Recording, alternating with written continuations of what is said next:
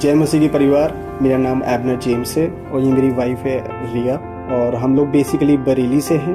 मैं एक Catholic background से हूँ, तो बचपन से ही हमें यही सिखाया गया है कि हम लोग पापी हैं, हमें पाप स्वीकार करना है, अपने सारे पाप। तो ये एक गिल्ट मेरे अंदर और मेरे पूरी फैमिली के अंदर जो चल रहा था, जो एक बहुत ख़राब रिजल्ट लेकर आ रहा था मेरे फैमिली में। फिर हमें कहा जाता था कि सुबह उठने के समय बाइबल पढ़ें और रात में सोने से पहले बाइबल पढ़ें। तो मैं इसलिए बाइबल पढ़ता था सुबह शाम की मेरा दिन अच्छा चले जाए, मेरी रात अच्छी चले जाए। लेकिन मुझे वचन का ज्ञान नहीं था, मुझे वचन का नहीं पता था कि प्रभु मुझसे वचनों से क्या कहना चाह रहा है।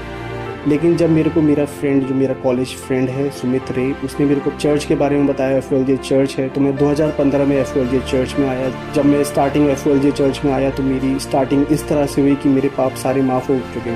बीच में अपोस्टल अंकित की फेथ सीरीज आई थी, जिसमें अपोस्टल जी ने बताया कि हमारा फेथ एक्टिवेट होता है हमारी घोषणाओं से। मैं दिन रात घोषणाएं करता था, अपनी फैमिली के लिए घोषणाएं करता था, अपने लिए घोषणाएं करता था, अपनी जॉब के लिए, हर एक चीज़ों के लिए। 2023 में पापा को ब्रेन हैमरेज हुआ था। उसी तुरंत हमने डिक्लेयर किया कि ये मरेंगे नहीं, ये जिएंगे, एक लंबा आयु जिएंगे। हम डॉक्टर के पास लेके गए। डॉक्टर ने कहा कि एक टेस्ट होगा जिसमें चेक किया जाएगा कि ब्लीडिंग कितनी हो गई ब्रेन में। हम लोग डिक्लेयर कर रहे थे कि वो टेस्ट सही रहे। और जब रिपोर्ट आई, रिपोर्ट में लिखा था कि ब्लीडिंग हुई थी लेकिन वो रुक गई। तो ब्लीडिंग की वजह से पापा का हाफ बॉडी पैरालाइज्ड हो गया था। और उसके बाद पापा को जब हम नेक्स्ट टाइम 10 दिन बाद डॉक्टर के पास ले गए, पहले तो हम कंधे पे लेके गए थे, नेक्स्ट टाइम जब लेके गए तो पापा एक वॉकर लेके जा रहे थे। उसके बाद डॉक्टर ने फिर 20 दिन बाद बुलाया, फिर हम 20 दिन गए तो पापा खुद चल के जा रहे हैं। जहाँ लोगों को पैरालिसिस में सालों लग जाते हैं, वहाँ पापा 1 महीने में पापा राशन लेने चले जा रहे थे घर का। तो मैं परमेश्वर का धन्यवाद देता हूँ कि ये सब घोषणाएँ जो हैं ये मैं अपने अप्लाई कर रहा हूँ, उसका फल मैं देख रहा हूँ अपने जीवन में। और जैसे कि कवनेंट ऑफ लॉन्ग लाइफ में अपोस्टल जी ने डिक्लेरेशंस दी थी, एक्सीडेंट्स होगा नहीं हमारे परिवार में, और परमेश्वर ने हमें एक दीर्घ आयु से तृप्त करा।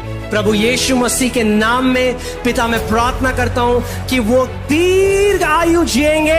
हर एक असाइनमेंट डेथ का आपके और आपके परिवार के ऊपर कैंसिल किया जाता है यीशु के नाम में। मैं डिक्लेरेशंस करता रहता था हर दिन।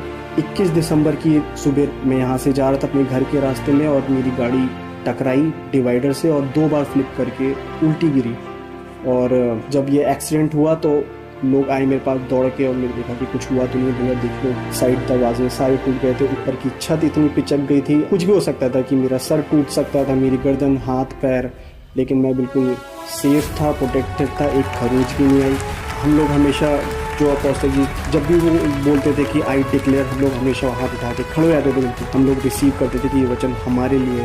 जैसे मैं यहाँ पे जुड़ा हूँ, अपनी आइडेंटिटी को जाना है, मेरा और मेरे परिवार का, सबका जीवन बदल गया है। मैं परमेश्वर का धन्यवाद करती हूँ और अपोस्टल जी का धन्यवाद करती हूँ कि उनके वचनों के द्वारा, जो वो हमें सिखाते हैं, जो पुलपिट से वर्ड रिलीज करते हैं, उनके द्वारा हम लोग सेफ हुए।